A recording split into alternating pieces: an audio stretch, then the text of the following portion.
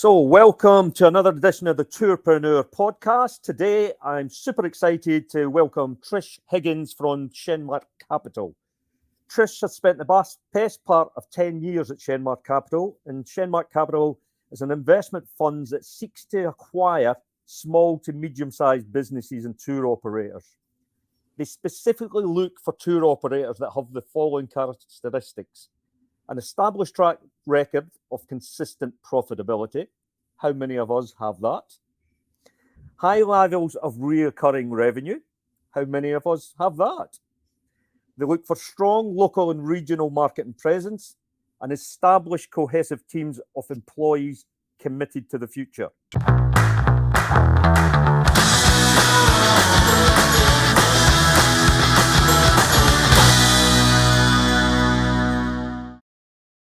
Now, Trish is so good at this stuff. This is the second time we've invited her back to the podcast. Way back then, I think it was podcast 159, Shane spoke to Trish on some of this stuff before.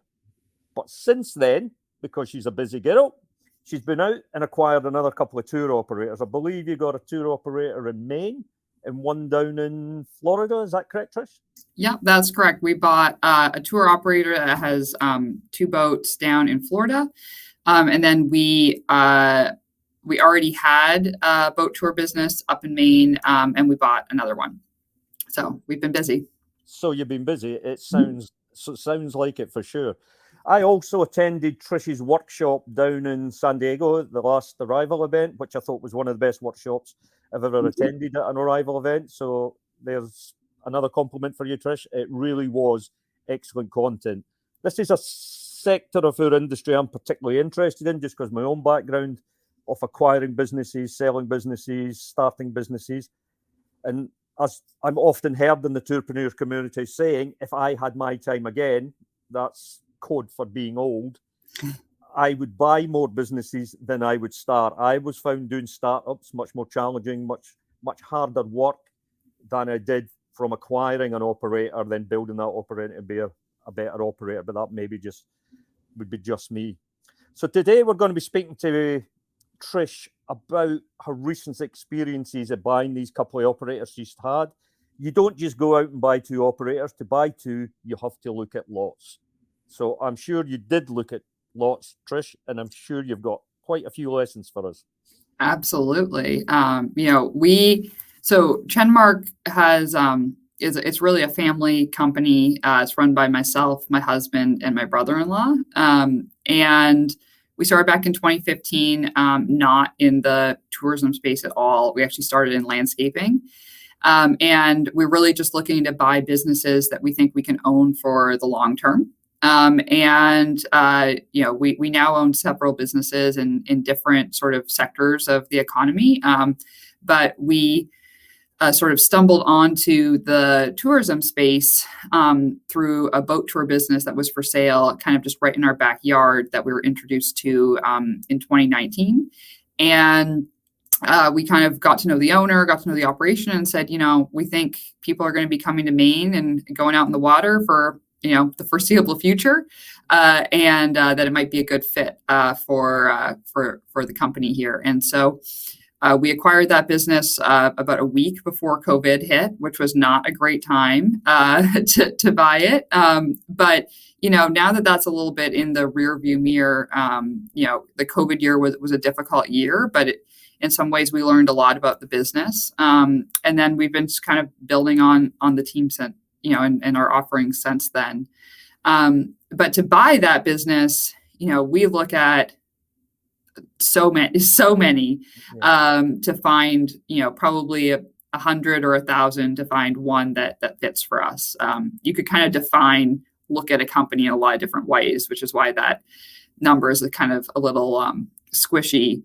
But there has to be a perfect match of a business that we find interesting. So there are lots of businesses out there that are great businesses, but just don't really fit with our, framework for the types of businesses we're looking for. So we have to find one that fits. And then we have to find it at the time when an owner is interested in actually selling, because, some people aren't interested in selling. And then assuming that we're both interested in a transaction, then we have to agree to a price and terms, which is also can be very difficult to do. And so a lot of things really have to go right. There's a lot of timing and some luck involved, and just kind of meeting people at the right time. We're working with owners who are looking to retire. And so, I might talk to one person today that says, I have no interest in selling my business. And then, something could happen in their life 2 months from now, and they could say, you know what, now's the time. And so there's a lot of factors that come around. So for us, and our job here is just to make sure people know that we're an option, and kind of know what we're looking for, and then kind of get our name out so that people know that if and when they do want to retire, we might be a good person to talk to. Sure.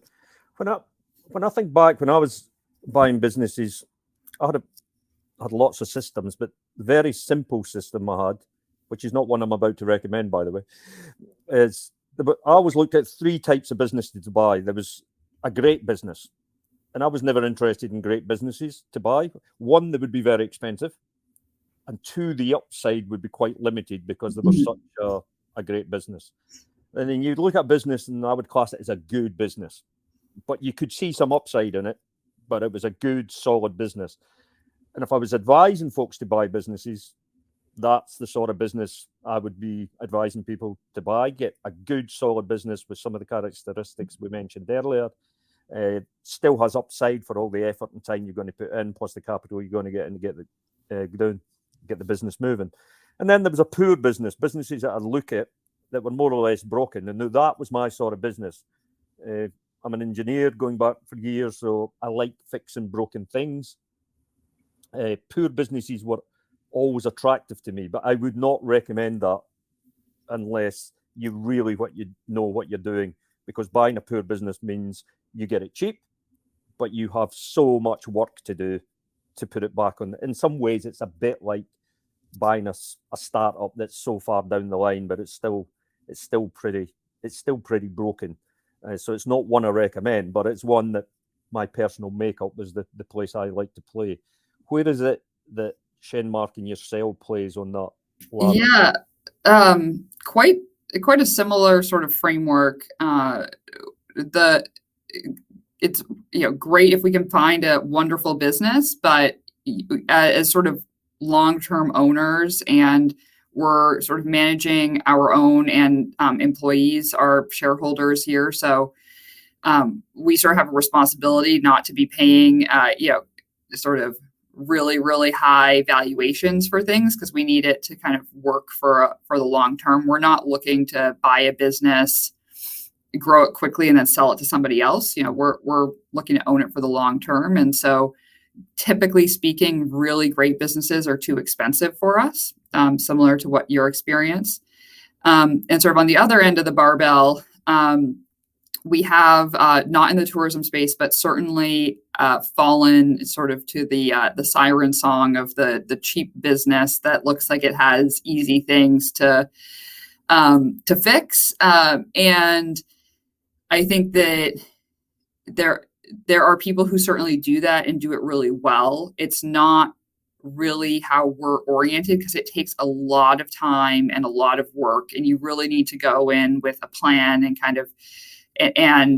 the right team to help you do it. And it's just, we found it to be more of a distraction and a headache than something that really is exciting for us. And so we end up sort of staying away from the really cheap, sort of distressed companies. I think that earlier on, when we started, those were more interesting than they are now to us. And so we really stay in the middle. Companies that are good, solid businesses, because we're working with people who are retiring owners, they have typically been in the business for some 20, 30 years.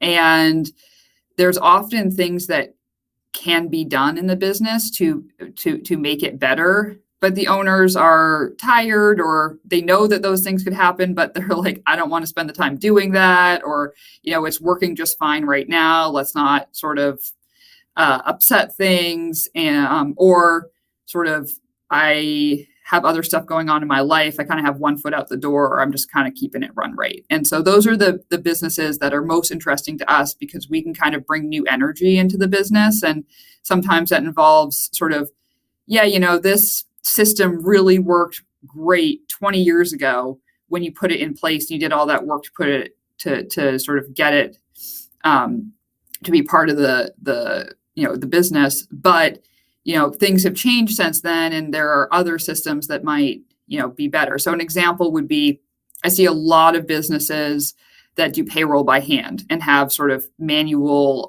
time clock, sort of, punch in, punch out type things. And honestly, those do work. But you can save yourself a lot of time from a sort of employee management system if you have an electronic clock in and clock out that syncs automatically to your payroll. That can save hours of work a week of often sort of tedious, annoying work.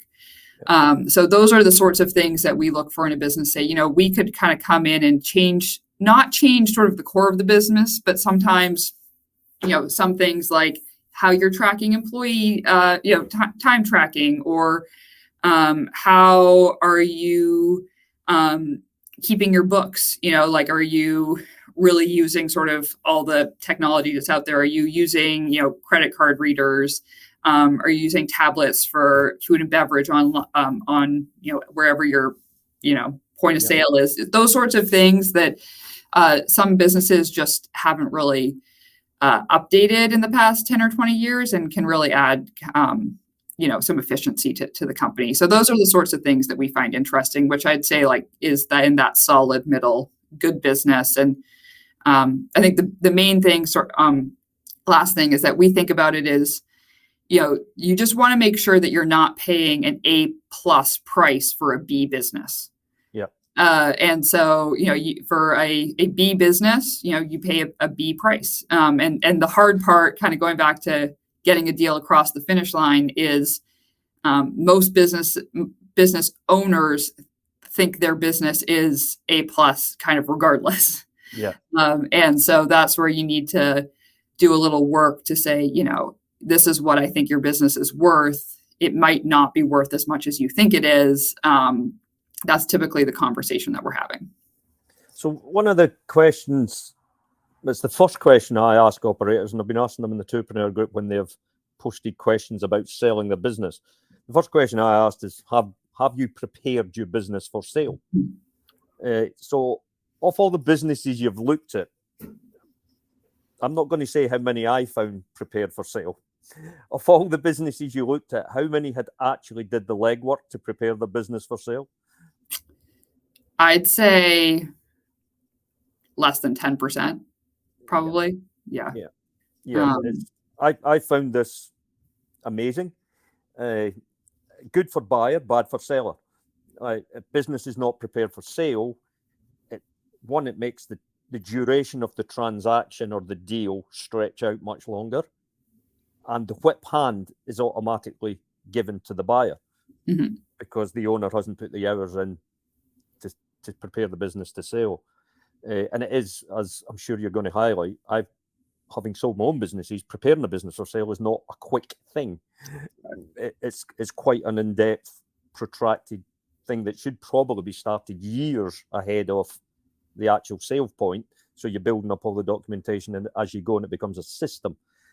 So the fact that we're on the same page there, that most owners haven't prepared the business for sale, what would be your advice to entrepreneurs listening in here, even if they're not thinking of selling their business at this moment, but some of them may have been going 10 years, some of them may have been going 15 years. The time will come when they all have to get out of the business. Sure. So if I'm being sort of tough, I'd say that if you're running your business well today, you're ready to sell it. So a lot of the things that you do to sort of get a business ready to sell means having information that is available and understandable and accurate.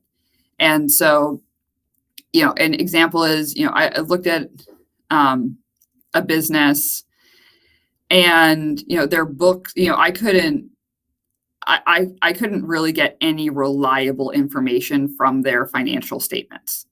And I would argue that, whether you're selling your business or not, you should want to have, accurate financial statements, but, everyone's business, they can do whatever they want with their own business. But when you're looking to sell, me or somebody like me is going to ask you for probably historical financial statements, a list of your capital expenditures,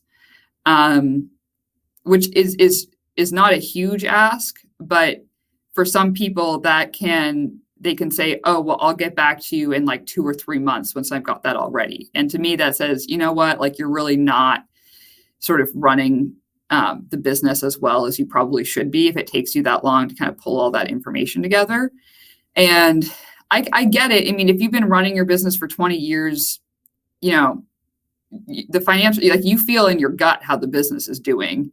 The financial statements you're probably not really looking at. But for somebody coming in from the outside, that's like the number one thing they're going to be looking at. And so you need to have those sort of ready to go. So that's the big thing. And then another really big thing that really hangs us up is people running personal expenses through the business, which pretty much every small business owner does in some capacity, but not having documentation or sort of justification available for those things. So if you are going to do that, saying, okay, well, I'll just make up numbers. My business has $500,000 of earnings, but if you look at the financial statements, it looks like we have none because I actually run my personal boat through the business and my daughter's on salary, but she doesn't work here. And we took a trip to Disneyland and blah, blah, blah, blah, blah. And so for a person coming in from the outside, it can be really hard to sort of separate personal from business. And so to really get a true understanding of, what an accurate, reflection of the financials are. So I think people need to realize that, one, it takes time to sell your business. And two, if you don't have your financials sort of in order, it's going to take, I would say, probably a year longer than it should to sell. And you're also probably not going to get the highest valuation for your business because you're going to, the buyer's going to have lots of questions. It's going to reflect poorly on your business. So those are big things. Get your books in order and realize it's going to take a while. And I do have some issues with Tourpreneurs on this because in reality, it doesn't matter how long you've been gone. The technology's there, the software's there now, the skill base is there, and bookkeepers and accountants if you need there. I mean, if you're running a business and it's serious, you should really be getting a set of monthly accounts every month, and then certainly a quarterly set of accounts, and then yearly you have to have a set of accounts because you have to submit them. So it is, you're never going to maximize the profitability of your business if you're not addressing the numbers on a regular basis. And I know we all get to the stage where we understand the numbers just because of experience and time. But just by knowing it in your head and feeling you're doing okay, you're going to miss so many opportunities to increase your profitability. And the other thing from experience, if you don't stay on top of it, your costs start to run away with themselves. The costs just creep up, and you haven't really factored in that capital cost that you're going to buy that other boat or that other bus. You haven't really factored in the real cost of these other 2 employees. Not the amount you're paying them, but the real cost, because there's lots of costs on top of the employees that you pay because you haven't really studied the numbers on a monthly and quarterly and yearly basis. So that would be my kind of first comment on the financial side. And I've certainly found from buying and selling, yes, it's the numbers first. Everybody wants to see the numbers, which I totally get because you're not going to dig any deeper if they don't stack up. And I'm sure we'll come back to numbers later on this. The other thing I think operators need to be aware is a lot of the potential buyers are not in this industry. Right? There's people who have come to a certain point in their life from different sectors, different industries, maybe been made redundant or got a payout or made some money in another sector or have been in big corporate paying jobs and they just want to get out because they're burnt out and they want to do something different in lifestyle. So they have a bunch of cash and they want to get into this industry, but they know nothing about it. So they're probably capable of reading the numbers, but they're not capable of coming in and running your business. So there needs to be an operation manual built up over, certainly not when you decide to run the business, but years before, actually documenting what it is your business does. And you have to treat it in a way that this is to be given to someone who understands nothing about your food tour business or your boat business or your adventure business or your ski business. It has to be a step-by-step guide for someone to actually run the business.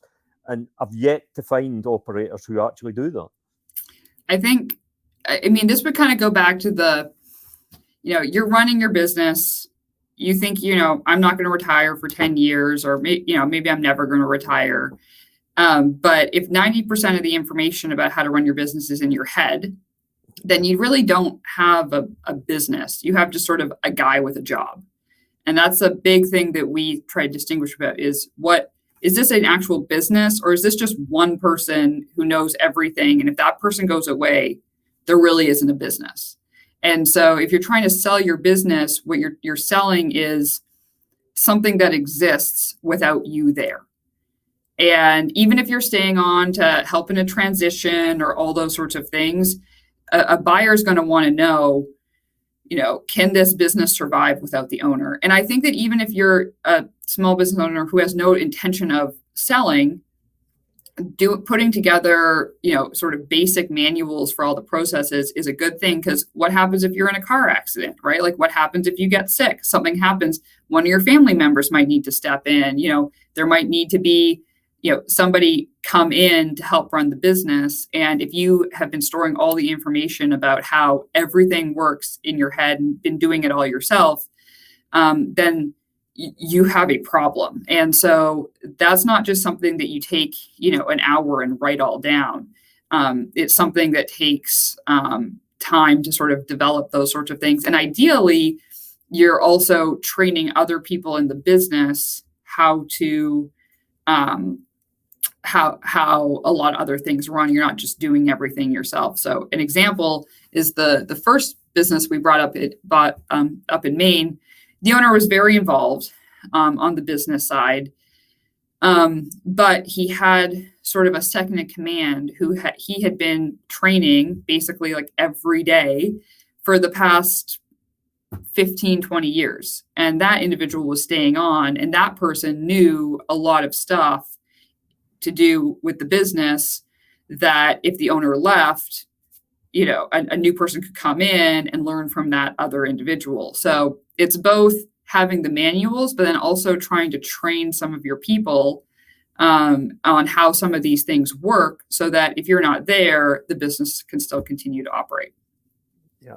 Going back to some of the financials, and again, from businesses that I've run the rule over myself, and it isn't the majority, I'm not going to say a percentage, but the majority of business I looked at, they would come up with like, we're doing X revenue, X 100,000, a million, and then there's another 100,000 or 200,000 in cash. Yeah. And it's like, well, that's interesting, but I'm not paying for cash because there is no evidence of cash. And right. if you have had cash, well, you've had the value of cash. Therefore, as a buyer, you don't buy cash. Mm-hmm. Any thoughts on that? Absolutely. I mean, this is especially in the tour industry because you are handling cash a lot. People paying for things or whatever. You come up with this issue a lot because I looked at one boat tour business where I would say he was probably keeping, if I had to estimate, 60 to 70% of the revenue was being paid in cash. Because it was a lot of walk-ups, a lot of, he only had a cash bar. He sort of pushed the business towards cash. And he was getting a huge amount of value in cash. But if you looked at his And I would estimate he was probably making $500,000 a year total in revenue, keeping most of it in cash. And then when you look at his financials, it looks like he makes, 80 or, 90,000 in revenue and however many thousands in profit. And so his business looks dramatically smaller than I think it actually was. As a buyer, it would be very hard for me to get comfortable with figuring out a value for that, because even though he might say, yeah, all this cash is here, I'm like, can you prove it? I don't know. I both don't know what revenue was paid for in cash, but I also don't know what expenses were paid for in cash. So, could there be expenses that maybe there were just some employees that you paid cash under the table? There's no documentation or record of that. So it's very hard to buy a business where there's a lot of the value is in these cash transaction, and they could exist and they could be great, but they could not. And that just represents a lot of risk for me as the buyer. And honestly, at this point, it's just something that we're going to walk away from, because it's such a hassle to figure out. And the difference in value for the business, because the owner knows they're getting all that money. And so they're like, well, hey, no, my business has whatever, $500,000 of revenue. And I'm like, well, no, your business actually has $100,000 of revenue. And so to figure out a price point that makes sense is I think basically almost impossible and not worth the effort. And so I think if somebody's serious about selling their business, you kind of have to make a decision. You're clearly doing the tax things the cash thing to avoid paying taxes.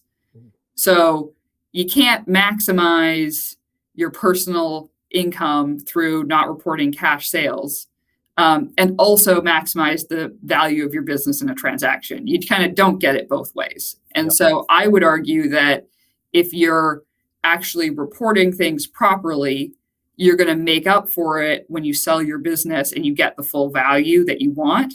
But that is more of a long-term perspective. And unfortunately, many small business owners tend to be more focused on kind of the short-term cash in my pocket. So that can create a real problem. And there are some businesses out there, honestly, I just don't know how they're ever going to sell themselves because it's such a problem. Yeah, I'm actually seeing it getting less than it was, but that's maybe just because of society moving more and more to electronic payment rather than cash payment. But I agree, in this sector particularly, it is still a lot of cash getting with walk-ins, a lot of cash flying about, which you can't pay for it twice. And it does make a lot of deals collapse because the buyer won't pay for the cash and the seller values the cash as part of the business. Talking about the value business, and this is a question that comes up every week in the Tourpreneur group, how do I value my business? Now, for people who have never sold a business before and they see all these things on the news from different industries and different sectors and software that have annual recurring revenues that get multiples of 8, 10 on the revenue, not the profit. And a year ago, some software were getting multiples of 20 on the revenue. I don't think that would happen today, but again, not the profit. Whereas we're in a business, tourism, just discussed a bit about cash. We're really selling businesses on a multiple of profit, not multiple as much as I'd have loved to have been selling on a multiple of revenue. We're really in the game of selling on a multiple of profit. So could you just talk a little bit, Trish, on how you go about value in a business? Sure. So, we are certainly looking at a multiple of profits, which is sometimes more complicated because, as sort of people are doing these sort of things with their financials, especially the pushing personal expenses through, their expenses or their earnings look lower. And so that's where we have to kind of go through the dance of figuring out what actually run rate earnings are. And so we look at things as a multiple of earnings. Typically, our rule of thumb is 3 to 5 times earnings, depending on the value of the business. The hard part that we have found for asset heavy tour businesses. So boat tours would be an example, maybe like bus tours, things like that, is that a lot of, or not a lot, some business owners don't necessarily think about the return they're getting on their assets. Yeah. And so we've had situations where, let's say I've looked at a business where there's, again, let's say 500, $500,000 of earnings, which is a great business. That's awesome, right? That person's doing an awesome job. So $500,000 of earnings, let's say I'm going to put 3 times on it. I'm going to say this business is worth $1.5 million. That's just baseline example. But they have a boat that's worth $2.5 million. So they bought this boat and they have been doing, whatever to the boat. And in a lot of cases, the boat can be worth more than the business, which is a tricky spot to get yourself into.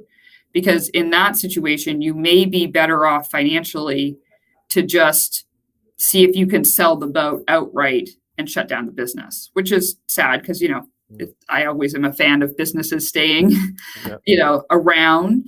But that is something that I see a lot in boat tours. I would say probably 70% of the boat tour operations I look at, from my perspective, the value of the assets, specifically the boats, is higher than the value of the cash being generated from those boats, from my perspective. So that can be a really tricky thing. So you kind of, when you're coming into to sell, you need to think about, where are my earnings, and be aware of, okay, someone's going to look at my earnings and the multiple of my earnings, but then also what's the value of my assets, and are the assets worth more than the business is worth? And some people like to say you should pay a multiple of the earnings and you should buy my boat separately.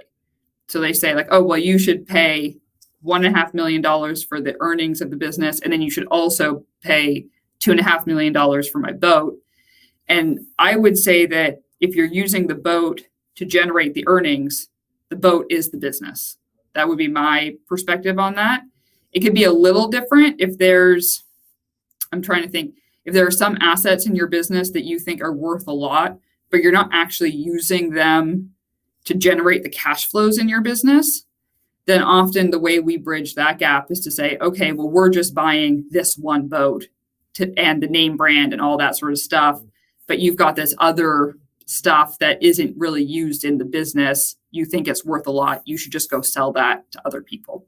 So those are sort of the, like an example would be, I've looked at a boat tour operator that has way too many boats for what they actually do. So let's say they have 6 boats. If you look at their business, they really only need 3 to operate. They just have these extra ones because maybe they do a couple of like additional harbor tours or something that don't really generate a lot, and they like to have a backup boat and all this stuff. In that situation, I would say, listen, we're just going to buy the name brand, everything associated with the business, and these 3 boats. These other ones that you think are worth a lot, you should try to sell them in an area, like try to sell them down in wherever, another area that's not competitive with ours, and get the full value for them there. So that's sometimes how you can kind of bridge a gap with that. But that's the big thing that I'm always looking at when I'm looking at specifically boat tour businesses is, what's the value of the boats? What's the value of the business? Do those things kind of come together? Coming out of COVID, a lot of asset-based businesses may have went into COVID with next to no debt or little debt, but they're coming out of COVID with significant debt. Sometimes they have to refinance the assets, like the actual boats or the buildings or whatever it was, their assets that were helping them to generate the revenue. I certainly have seen globally a lot of refinancing of assets. So the businesses are now in recovery stage. They've now got finance, some of them significant finance on their assets. How do you deal with that when you're looking at purchasing? Yeah, so that's also a tricky thing, because sometimes, we have looked at a lot of businesses, not tourism, as well as pretty much everywhere, where you realize that people have taken out so much debt on their assets because it's available and it's cheap. that once you factor in the value of the business, and let's say let's use the business I think is worth $1.5 million, and they have a $2 million boat. I pay them $1.5 million in cash, but they might have $1 million of debt left on the boat. And so when you think about the cash someone's going to walk away at the end of the day, sometimes it can be almost zero if they have a lot of debt on the business, because we're not taking over the debt. They have to pay it off. And so that can be a very difficult thing, particularly when people are approaching retirement age, because they're saying, for my retirement plan, I need whatever to sell my business for $1 million to have my retirement funds, as an example.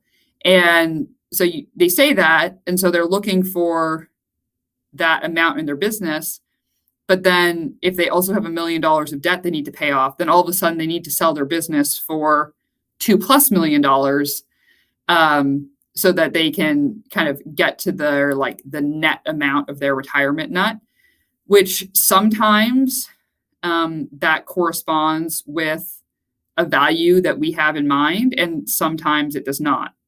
And so that's always a tricky thing. And honestly, it's something for people, again, going back to planning, thinking ahead, even if you're running a boat tour business or a whatever business, zip line business, a food tour, whatever it is, and you're 30 years old, at some point you're going to want a nest egg, and you should be thinking about, how much, if I'm taking out debt, is that to help grow my business? Which, fine, maybe it is, but you're going to need to pay it back at some time, and how is this going to translate into the value I get at the end of the day? I think it's something to just be aware of, kind of at all times, because sort of you need to be thinking about the net after you pay back everything you owe as what you're doing.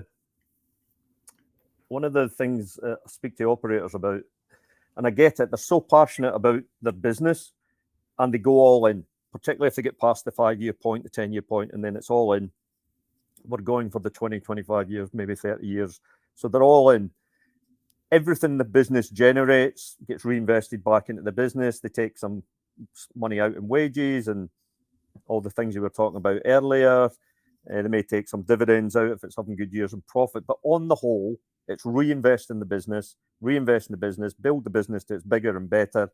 And they're all in on this final value, where someone like yourself comes along, and if you can get an agreement, all is great. But you and I both know the amount of businesses that do not sell is a significant number. It's the bigger majority of businesses don't sell, rather than certainly in the UK, where I'm a buyer, it's less than 10% sell within 2 years of going on the market. That's across all businesses. So it's a high stakes game to go all in, to plan in 20 years time, I'm going to sell my business and reinvest in it. So I consistently say to operators, and it's a personal choice to everybody, if your business is doing well and you're making significant profits, maybe the strategy for you is to take the money out the business on a consistent periods of time over X number of years, and reinvest in other sectors, reinvest in other investments more, because travel and tourism is a volatile business. And if you're consistently making good money, sometimes the strategy is to take out, reinvest in real estate, reinvest in the market, reinvest in whatever, but something that is a bit more secure and stable. And then once you get to that 25-year point, you've still got a business to sell, but you're not that hung up on it, as your point is they need to get the $1 million for the retirement fund. It becomes a bit easier because you have another retirement fund that's been built up by the business over a significant number of years. Yeah, I would agree with that. I mean, listen, at Chenmark, we're investing most of the profits back into the business to grow the business. So I can't say that, we're taking huge amounts out to diversify away. That's certainly not our overall corporate strategy. That said, we're still making sure that we're saving for retirement. And, it's not as if any business, no matter what, could go to zero, like any business. Yeah.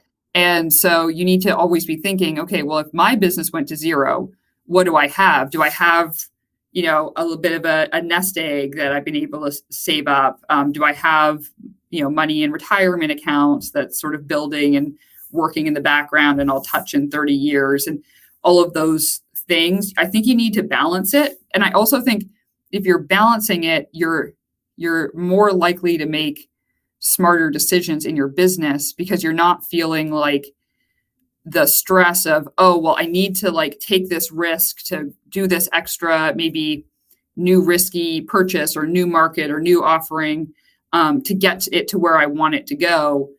You might be able to be a little bit more patient and kind of in building up your business if you're making sure that you're sort of being taken care of sort of outside of the business, a little diversified outside the business.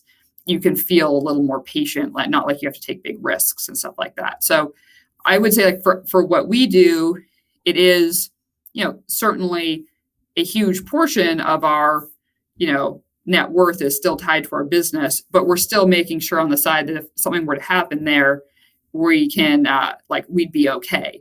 And so I think that that's especially important for these business owners. And I think most of the ones that we have actually transacted with, like we've actually gotten a deal done, they've been business owners who have had good businesses, but they've taken money out over time. They've bought real estate. They've invested in other things.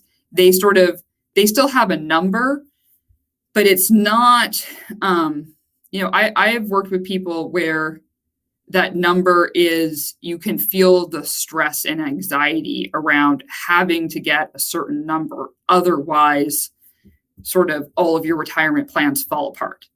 And when you're transacting with someone, that can be very stressful for that person. And that stress bleeds into the transaction, which sometimes means it doesn't go the way you want it to go. And I kind of think of selling your business. It's a little bit, I'd say, like dating. Like the less interested you are, the more interested the buyer is. Yep. As a general dating rule, I'd say. And so if you're sort of feeling desperate, like you need to sell your business for a certain amount, the buyer is going to pick that up from a mile away. And they're either going to say, no, thank you, I'm not interested, or they're just going to go real hard at you. It's probably not going to work out well. So yeah, running your business, to your point, where you have your financials in order, you've trained some other people in the business to do things you can't do, to make sure you're paying yourself along the way so you still have a little diversification and nest egg. Those are all the things you should be doing now so that in however, tomorrow, 1 year or 20 years from now, you sort of set up your business and your personal finances in a place so that you can come to the table from a position of strength. Leading on from that is expectations. And I see this quite a lot. And again, I totally understand why most people selling the business haven't sold a business. Therefore, I get this. But whatever value they've got in their head, $1 million, 500,000, 1.5 million, there's a naivety around that they're going to get all that money in one go up front. Right. Whereas we know, I've certainly not bought a business where I've paid the full amount up front in one go. It's been financed in certain ways, often by the seller financer. And businesses have sold, it's been the opposite deal. I'm still getting paid out on businesses I've sold recently. So it's this, could you just talk about the actual, a deal's been done, everybody's agreed, but when does the payments happen? Right. And this is, I think, an interesting mechanism because, when I started, it's like, oh, someone's going to pay, $1 million. You just, $1 million goes into your bank account. But as it happens, we like to see seller financing in all of our deals, where the seller is providing financing for the transaction of some portion. And for us, that one, it helps the deal happen. And two, it also allows us, it provides the buyer with a little bit of confidence. The seller is selling something they're standing behind. They're not selling you a lemon. They're selling you something that says, yeah, like, I believe everything I've told you is true. And I believe that we can kind of continue to pay, the business will continue to be able to perform and support this financing. So that is something that we like to see. One thing that a lot of deals also have is something called escrow, which is when, when you agree to a price, you look at all these legal documents that take forever to sort through. And in the legal documents, you basically certify that, all the information you provided was true and there's no like outstanding legal action and all these things. And then a lot of deals will have something called escrow or a holdback, where they pick a number, 10% of the deal price, and they put it into an account held by like a lawyer's office or something for a certain period of time, 6 months to 2 years, depending on the situation. And it basically says, assuming that everything that we agreed to kind of pans out, then after that period of time, you get the rest of the money. What we do is we don't have that escrow. We just have seller financing instead of that. So people would get a certain cash payment and then they'll get seller financing paid out over a certain period of time. I think one thing that some business owners have zero interest in seller financing, just hard no. I would say that seller financing can be a very useful tool to bridge a valuation gap. Because if somebody is going to come and say, you know what, you think my business is worth $1 million, I think it's worth $1.5 million, but I'm willing to give that difference to you in the form of a seller note with favorable sort of debt terms. You can pay it all off at the end of, 5 years or something like that. Then that can be a very creative way to bridge a divide in the total valuation if a person is willing to be paid out over time, because it makes things easier from our perspective because we don't have to provide as much cash up front. And we can get more comfortable with a slightly higher valuation if people are willing to provide seller financing. So it kind of works both ways, but I would say most transactions, not just with us, all transactions with us, most transactions, broadly speaking, you don't just get all your money on after you sign the documents. There is a delayed portion of it, and that can be surprising for people, and they have to kind of get their heads around that.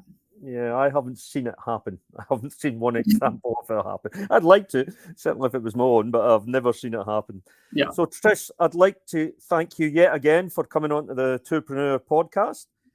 Excellent value for our listeners. I'm sure I will be promoting this around the group and in other places. I do think it's something that our operators tend just to park in the back of their head until the time comes.